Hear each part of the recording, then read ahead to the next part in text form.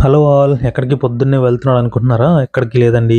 నా ఫ్రెండ్‌కి ఒక చిన్న వర్క్ ఉంటే ఒక ఆఫీస్‌కెళ్తున్నాము. ఈ ఆఫీస్‌ని మలేషియాలో పుష్పకం ఆఫీస్ అంటారు. పుష్పకం ఆఫీస్‌ని మనం మలేషియాలో ఎందుకు టచ్ చేస్తామంటే ఇక్కడ మనం ఏదన్నా సెకండ్ హ్యాండ్‌లో వెహికల్ పర్చేజ్ చేస్తే ఖచ్చితంగా ఈ ఆఫీస్‌ని అయితే టచ్ చేయాలి. వీళ్ళేం చేస్తారంటే మన వెహికల్ కండిషన్ ఎలా ఉంది అని మొత్తం డీటెయిల్స్ అన్నీ చెక్ చేసి మనకొక డాక్యుమెంట్ ఇస్తారు. ఈ డాక్యుమెంట్ తీసుకోకుండా మనం జేపీజీ ఆఫీస్‌కైతే వెళ్ళలేము. ఓనర్‌షిప్ మార్చరనమాట వాళ్ళు. జేపీజీ ఆఫీస్ అంటే ఏంటంటే మలేషియాలో జబాతాన్, పెండాఫ్తరన్, జలాన్. మనకి ఇండియాలో ఆర్‌టీఓ ఆఫీస్ ఎలాగో జేపీజీ ఆఫీస్ అనేది మనకు మలేషియాలో సేమ్ అనమాట అలాగే. సో, ఇప్పుడు చూస్తున్నారు కదా! మనం పుష్పకం ఆఫీస్‌కైతే రీచ్ అయిపోయాము.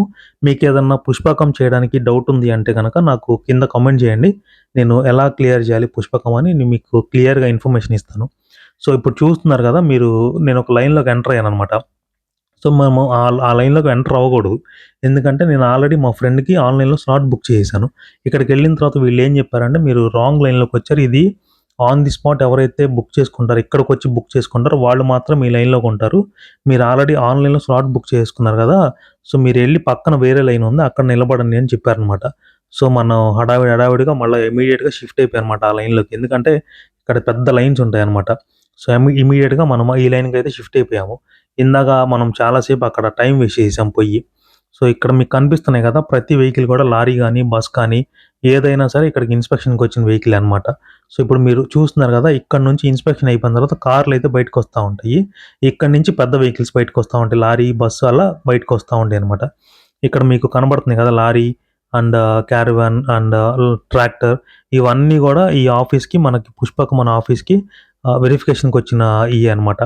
సో, ఈళ్ళు వెరిఫై చేసిన తర్వాత మాత్రమే మనం జేపీజీ ఆఫీస్‌కెళ్ళి మన ఓనర్‌షిప్ మార్చుకొని వెహికల్ యూజ్ చేసుకోవడానికి కుదురుతదనమాట. సో, ఇప్పుడు ఇక్కడ రెడ్ టీ షర్ట్ ఏసుకొని ఒక పర్సన్ నించొనున్నాడు కదా! మనం అక్కడికెళ్ళి మన ఆన్‌లైన్‌లో ఉన్న డీటెయిల్స్ అన్నీ చూపిస్తే వాళ్ళు అన్ని డీటెయిల్స్ అన్ని వెరిఫై చేసుకొని మన దగ్గరకు ఒక పర్సన్‌ని పంపిస్తారు వాళ్ళ పర్సన్‌ని. సో, ఇక్కడ చూస్తున్నారు కదా! ఈ పర్సన్ వచ్చి వాళ్ళ కార్ డీటెయిల్స్ అన్నీ చెక్ చేసుకొని కార్‌ని ఇక్కడికి తీసుకొచ్చి వాళ్ళు అన్ని డీటెయిల్స్ అన్నీ చెక్ చేస్తారు. లైక్ ఇంజిన్ ఎలా ఉంది మొత్తం అన్నీ వెరిఫై చేసుకొని మనకు ఒక డాక్యుమెంట్ ఇస్తారు.